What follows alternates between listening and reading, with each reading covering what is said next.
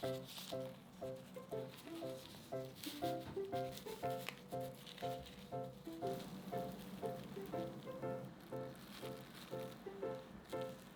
everyone, welcome to Diana's Table.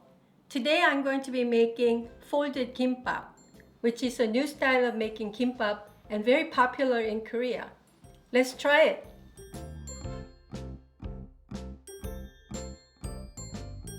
First, pre-seasoned cold rice with sesame oil and toasted sesame seeds. Be sure to mix well. Cut the seaweed only on one side. It's easier to fold the sheet into fourth and use it as an aid in cutting. Fill the first section of the seaweed with rice and spread well. Here I'm topping the rice with anchovy banchan. To prevent the seaweed from getting soggy, I use sesame leaves before adding cucumber pickles and eggs.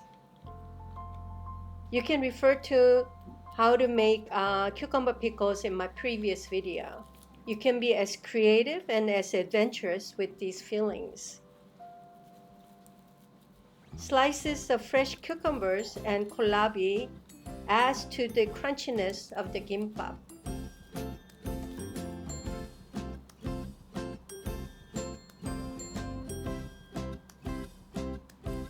A spoonful of ssamjang sauce can add a spicy kick.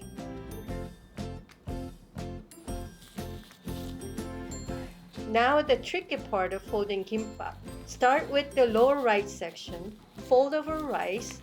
Be careful not to spill fillings.